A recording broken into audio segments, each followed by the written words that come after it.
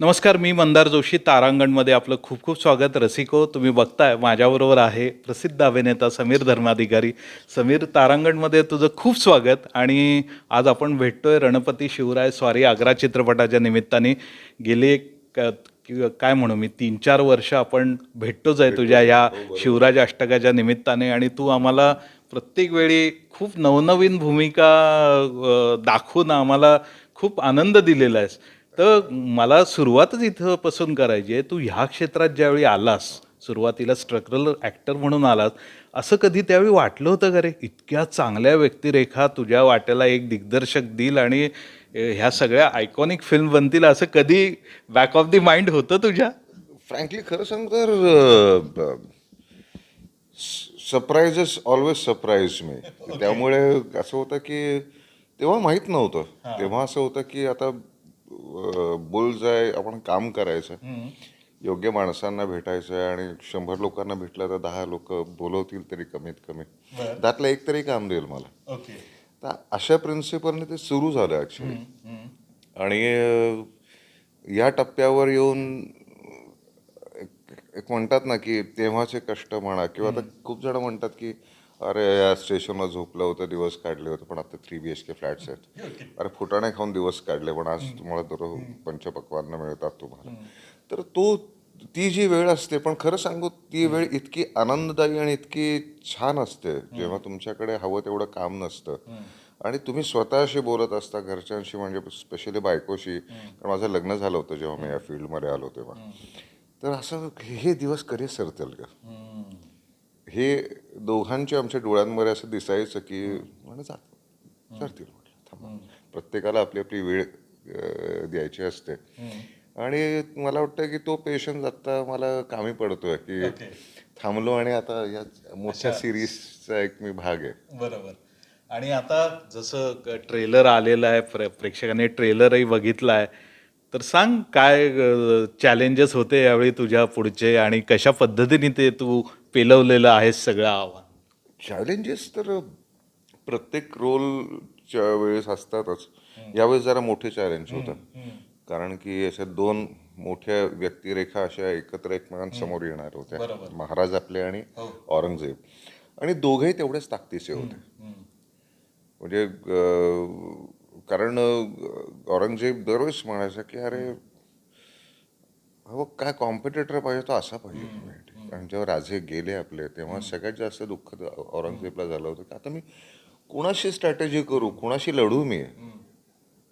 म्हणजे अशा त्या म्हणतात ना की कित्येक वेळा आपल्या इंडिया पाकिस्तान मॅच होते, तर of course Pakistani players are equally good, म्हणून आपल्याला खेळायला मजा येते, त्यांना मारायला मजा येते.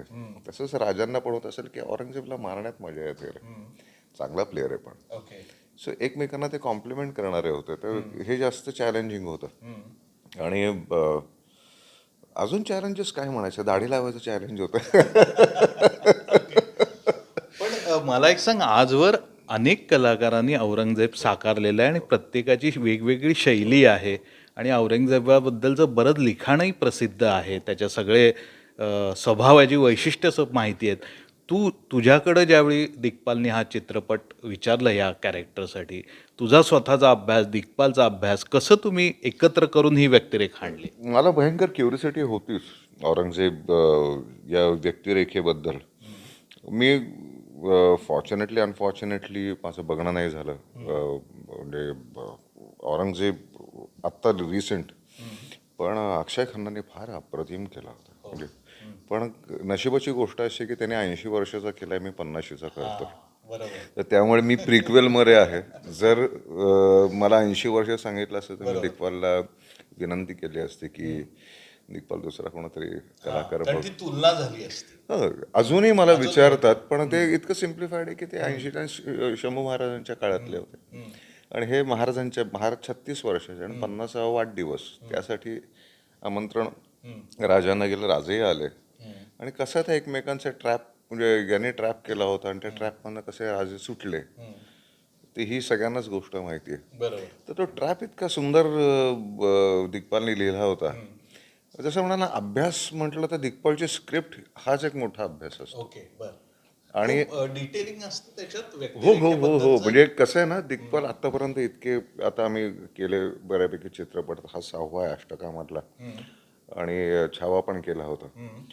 तर त्याच्या मुखातनं ती स्क्रिप्ट ऐकणं, की एकदा ऐकलं की मी ते सॉर्ट आउट होतो. म्हणजे तो सगळी स्वभाव वैशिष्ट्यही सांगतो. म्हणजे कसं आहे की तो वाचतानाच इतकं सुंदर वाचतो की तुम्हाला त्याचं काय, कोणत्या स्वभावाचा असेल, त्याचं काय सायकोलॉजी असेल, आणि नंतर प्रश्न असतातच किंवा ते त्याच्यातनं कळून जातं. म्हणजे खरं सांगायचं तर की वेगळं अजून अजून 4 पुस्तकं वाचून आपण काहीतरी अभ्यास करावा त्याची खरंच गरज पडत नाही. म्हणजे आतापर्यंत जेवढ्या 6 चित्रपटांमध्ये जो अनुभव मला आला आहे की वाटलं तर प्रश्न असतात, पण सेटवर चर्चा नसते कधी. आधीच क्लिअर असतात. आधी ते जे का 1.5-2 तास तो वाचतो स्क्रिप्ट माझ्यासाठी, कारण मला ते लवकर कळतं, हे त्यालाही कळलं की हे तुझे सीन घे, असं नाही होत, सगळं वाचून दाखवतो. अरे वा. आणि मग छान कॉफी घेत घेत मध्ये एक ब्रेक घ्यायचा, कॉफी घ्यायचा, काय वाटतंय, मस्त आहे, एवढंच म्हणणं होतं. आणि एक्झिक्युशनच्या वेळेस मग छोट्या छोट्या जे असतात, कारण ते ऑफिसमध्ये वाचलेलं असतं, आणि सेट जो असतो ते सगळ्यात मोठं कॅरेक्टर वाटतं मला कोणत्याही कलाकारासाठी, की तिथे वावरताना तुम्हाला असं ते वेगळंच कॅरेक्टर असतं सेटमध्ये. तिथे गेल्यानंतर अजून काय काय सुचत जातं. दिग्पालला सुचतं, मला सुचलं तर मी दिग्पालला विचारतो की अरे असं असं करायचं का, हा चांगलं आहे, करा. नाहीतर तो म्हणतो नाही, हे जरा त्या ह्याच्या, अरे बरोबर आहे, नाही बसणार आहे. किंवा त्याला काहीतरी सुचतं, तो म्हणतो की असं काहीतरी करूया. अरे म्हटलं वा, मस्त आहे, करूया. तर तिथे फक्त एवढंच छोटंसं डिस्कशन होतं सीन करताना किंवा वाचन करताना, की असं काहीतरी करूया. बाकी सेटवर जाऊन मला वाटतंय वगैरे असं काही नाही होत, कारण ऑलरेडी वाटायचं त्या तुमच्याकडे स्क्रिप्ट असते आलेली. तर त्याच्यावर अजून काही जे मायन्यूट कोरीव का म्हणतो ते आम्ही सेटवर करतो, तर बाकी सगळी तयारी असते. प्रत्यक्ष शूटिंगचा कसा अनुभव होता? कारण तुम्ही पहिल्यांदाच या सिरीजमधला चित्रपट महाराष्ट्राबाहेर गेलेला आहे. तुम्ही कुठं राजस्थानात केलेलं आहे ना शूटिंग? तिथला कसा अनुभव होता? काय, कशा पद्धतीने झालं ते सगळं? त्या ठिकाणी म्हणजे राजस्थानला मी नव्हतो, ओके, तुझा पोर्शन माझा पोर्शन नाही आहे तिथे. ओके. तर पण ते चित्रपटामध्ये दिसताना ती जॉग्रफीच इतकी सुंदर दिसते, ओके, बर. त्याची पिवळटसर अशी पूर्ण ती वाळवंट पूर्ण असं, आणि तिथे हे असे पांढरे छान असे कपडे घालून ते इतकं सुंदर दिसतं. बर. आणि ते जाण्यामागचं कारणच होतं, म्हणजे आता दिग्पालकडनं ऐकताना मला खूप वेळा जाणवलं की तो प्रवास होता त्यांचा, ती वाट होती, ती दाखवायला पाहिजे. आता आम्ही राजस्थानातनं गेलो आणि एखादा उंट फक्त लांब बसलेलं दाखवणं, त्याच्यात काय मजा नव्हती. तर त्या स्केलला मॅच होणारं ती जॉग्रफी हवी होती. मग त्यामुळे 2-3 दिवस दिग्पाल आणि अजून सचिन होता, असे ते दोघं तिघं गेले, कॅमेरामॅन गेले. आणि आपलं काय असतं की नाही म्हटलं तरी बजेटचा एक कन्स्टेंट असतो. चल समीर, तू काय करतो, चल 2 दिवस जरा राजस्थानला जाऊन घ्या, असं नाही होत.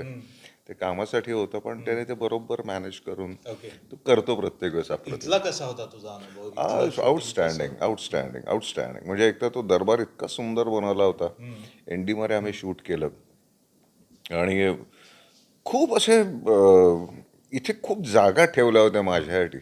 दिग्पालने लिहिताना म्हणा किंवा सांगताना त्याने असे स्पेसिफिक जागा ठेवल्या होत्या माझ्यासाठी, कर.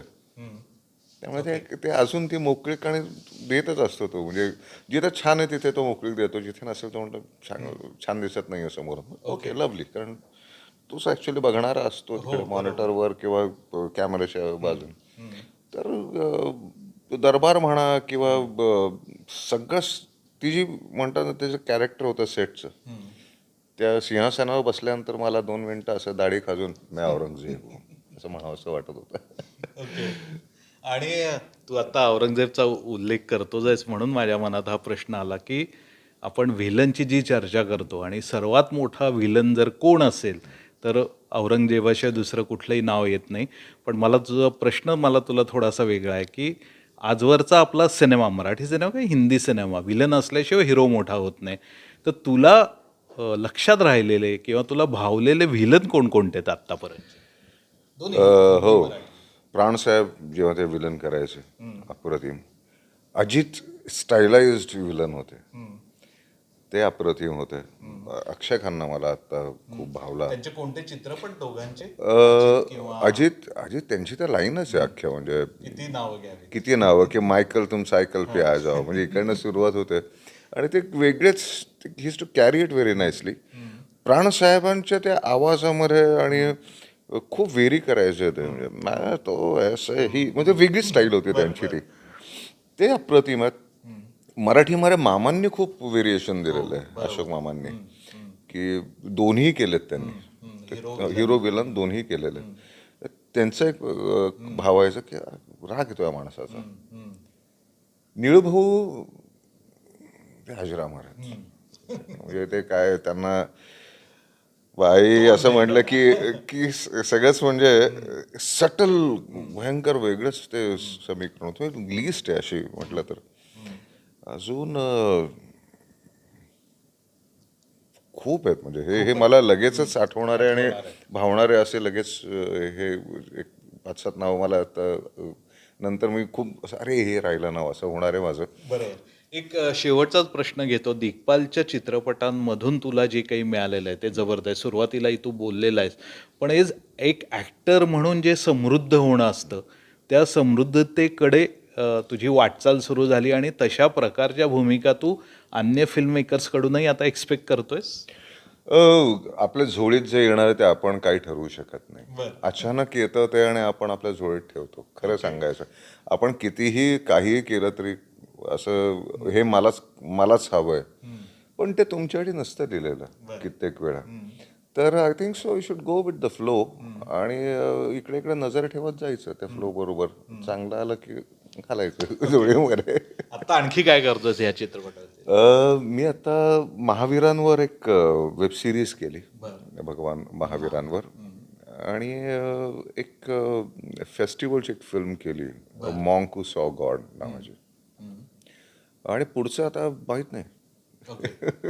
स्वतः काही दिग्दर्शक वगैरे किंवा काय निर्माता काही आहे तुझी का? अभिनेता म्हणून तू समाधानी आनंदी आहेस? मी भयंकर खुश आहे, कारण ते स्वतःला एकट्याला सांभाळणं बरं आहे, अख्ख्या युनिटला सांभाळणं आणि प्रत्येक कॅरेक्टर सांभाळणं. कॅरेक्टर म्हणजे मला ते मला दिलेली जबाबदारी बरी वाटते आणि खूप अवघड काम आहे.